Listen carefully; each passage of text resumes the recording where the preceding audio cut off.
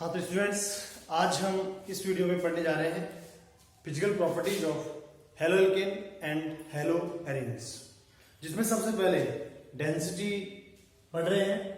Density के बारे में आप देखो, डेंसिटी डायरेक्टली प्रोपोर्शनल होती है मॉलिक्यूलर मास की। मॉलिक्यूलर मास इंक्रीज होगा, डेंसिटी भी इंक्रीज होगी। यहां पर पहला एग्जांपल है फ्लोरोमीथेन, क्लोरोमीथेन, ब्रोमोमीथेन, आयोडोमीथेन।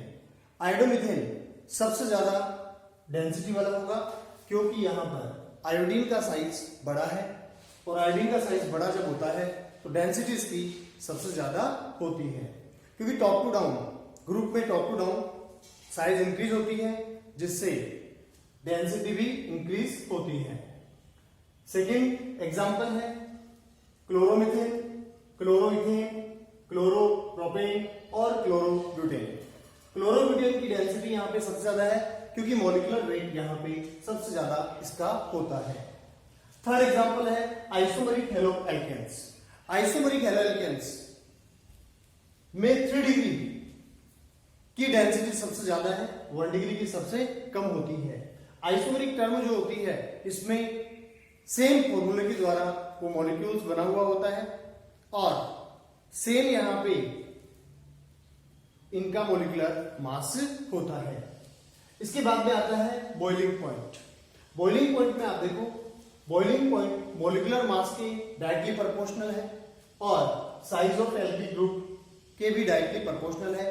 तो हम कह सकते हैं कि size of alkyl group increase होने के साथ में मॉलिक्यूलर मास इंक्रीज होता है, इसलिए बॉइलिंग पॉइंट इंक्रीज होता है। इसके एग्जांपल फर्स्ट और सेकेंड हम ये ले सकते हैं।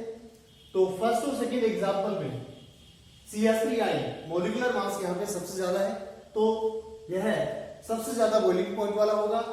फ्लोरोमीथेन सबसे कम बॉइलिंग पॉइंट वाला हो जाएगा। सेकेंड एग्जांपल में भी सेम होगा क्योंकि यहाँ पे C4H9 एल्किल ग्रुप अदर जो एल्किल ग्रुप है इनसे हैवी होता है, मॉलिक्यूलर मास ज्यादा होता है, इसलिए बॉइलिंग पॉइंट सबसे ज्यादा C4H9Cl का होगा। CH3Cl का क्लोरोमीथेन का सबसे कम हो जाएगा। इसके बाद में हम लेते हैं बॉइलिंग पॉइंट इनवर्सली प्रोपोर्शनल होता है ब्रांचिंग के। ब्रांचिंग जितनी ज्यादा इंक्रीज होती है, बॉइलिंग पॉइंट उतना ही डिक्रीज होता है। देखो कैसे, ये इसका एग्जांपल दिया हुआ है। यहां पर ये तीनों ABC तीनों जो मॉलिक्यूल्स है यह सेम फॉर्मूले के द्वारा जनरेट हुए हैं और यहां पर इनका मॉलिक्यूलर मास सेम है।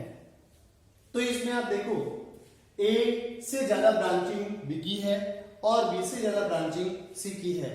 तो ब्रांचिंग जितनी ज्यादा इंक्रीज होती है, ब्रांचिंग जितनी ज्यादा इंक्रीज होती है तो सरफेस एरिया डिक्रीज होता है, और सरफेस एरिया डिक्रीज होने का मतलब बॉइलिंग पॉइंट में कमी आ जाएगी।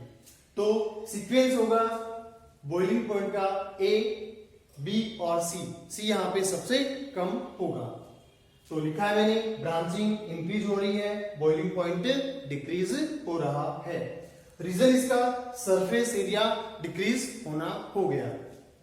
इसके बाद में नेक्स्ट एग्जांपल मैंने लिया है, इसमें बॉइलिंग पॉइंट का ऑर्डर सबसे ज्यादा बॉइलिंग पॉइंट इसका होगा। यहां पर हमें वही हेलोजन को चेक करना होगा, फ्लोरो, क्लोरो, ब्रोमो, आयोडो। आयोडीन का साइज सबसे बड़ा है, इसलिए सबसे ज्यादा ये बॉइलिंग पॉइंट वाला मॉलिक्यूल होगा। तो ये इसका इंक्रीजिंग ऑर्डर हो गया।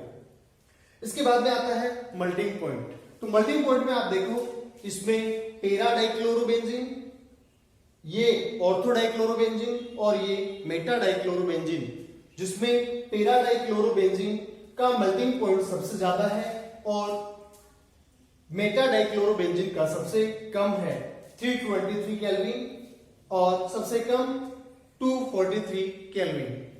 तो यहां पर इसका रीजन ये हो गया कि इसमें सिमेट्री है। देखो आमने सामने क्लोरीन है, सिमेट्री है, और सिमेट्री जब बढ़ती है तो क्लोज पैकिंग क्रिस्टल में इंक्रीज होती है, इसलिए यहां पे मेल्टिंग पॉइंट पेरा डाइक्लोरोबेंजीन का सबसे ज्यादा हो जाएगा। इसके बाद में 5th नंबर पॉइंट आता है इसमें सोल्युबिलिटी का। तो सोल्युबिलिटी का फैक्टर क्या होता है? Hydrogen bonding. हाइड्रोजन बॉन्डिंग अगर होती है तो सॉल्युबिलिटी होगी, अदरवाइज नहीं होगी।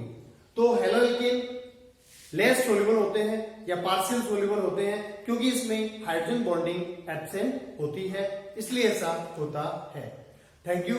तो आपको वीडियो अच्छा लगा होगा, इसको लाइक शेयर और सब्सक्राइब जरूर करें। Thank you.